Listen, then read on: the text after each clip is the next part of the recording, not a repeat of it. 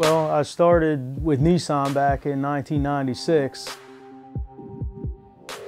Spent 10 or 11 years at dealerships.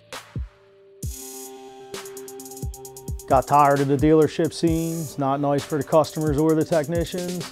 So I left, found an independent shop that specialized in Nissan Infiniti. Spent a couple years there building engines, building turbo cars, having a lot of fun. But again, it wasn't a nice place for the customers. You know, they were not happy with how they were treated and how things went with their car, but they were happy with the build I did for them. So that led me to strike out on our own. You know, we went in 2008, we opened Hills Garage, and we've been going ever since. We do a lot of service and maintenance for the regular customers, and we do a lot of high performance. You know, a lot of tuning, a lot of engine building, a lot of turbo kits, superchargers, things of that nature.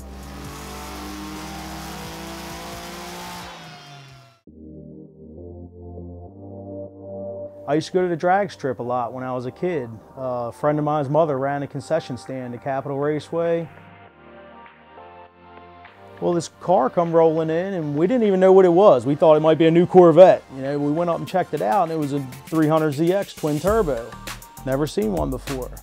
Guy lines up and rips off a 13.6 with it. About a full second faster than what the Camaros and Mustangs were running. We were blown away. You know, especially when we went and looked and seen it was a V6 and not a V8. That car probably set me on the path for Nissan. The 1990 300 twin turbo.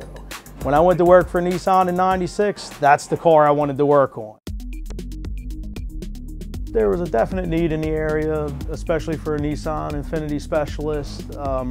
There's a couple of shops around that supposedly specialize in Nissan Infiniti, but people were not real happy with them. So instead of going back to a dealership environment, you know, I decided to open our own shop.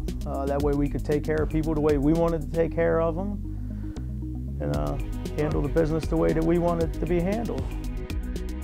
Well, we're a good mix between service and performance. We have a lot of customers that come here as their last resort to get their car fixed.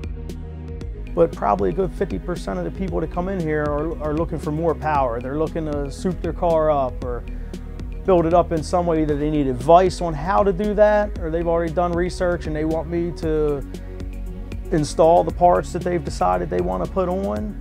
You know, but we do a lot of tuning and turbo installs. You know, we probably do at least, we did probably 4 370Z turbo installs in the last few months. You know, that's pretty popular. Turbo and supercharger, we stay busy all year round doing those project jobs, but we have cars coming in every day for service and maintenance. You know, and that stuff pays the bills.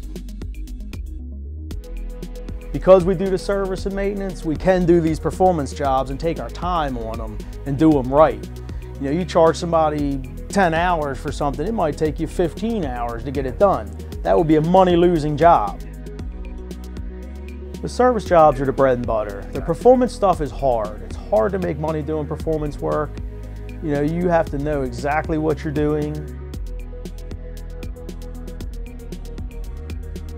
You know, and that's where our experience comes in. You know, when we start putting these cars together and there's issues to diagnose, that's where I think we excel compared to other shops.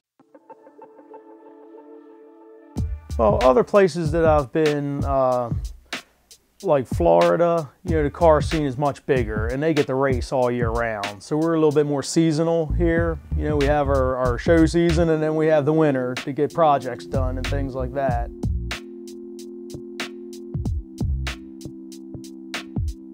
You know, I've been up north in New York and such, and I feel like the scene around here is a little more divided than some other places. Like you have a lot of small groups that meet and hang out, and you'll have 1 or 2, 3 big meets a year, but these guys don't get together and associate all year long.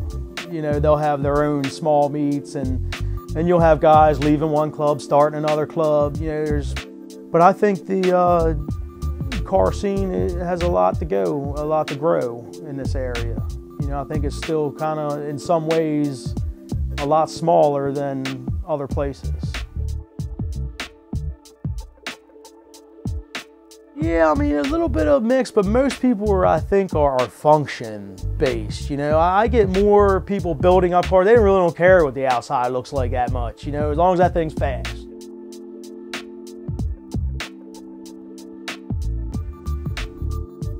You know, but then I have customers like Shelton that want a little bit of everything. You know, we've got half a dozen guys that are show and go, but only half a dozen out of hundreds, you know, actually do both like that. We've got a couple cars that just do shows, but most people I think are more function than form. Well, we're getting ready to expand again, so I think probably in 10 years, I don't plan on getting too much bigger. You know, I think we're at a pretty good size where we are. I don't think the industry will support a specialty shop of much larger size than this. You know, I'm happy doing what I'm doing. I love working on cars. I love being able to tune these cars and get the most out of them. You know, we're pretty content with what we're doing. You know, but so far the business model is working good for us. We've had really good growth every year. We outgrow our places that we've moved into, you know, twice now. You know, we've outgrown this place to the point where we don't have a place to park out here any longer, and we can't get cars in and out of the shop fast enough.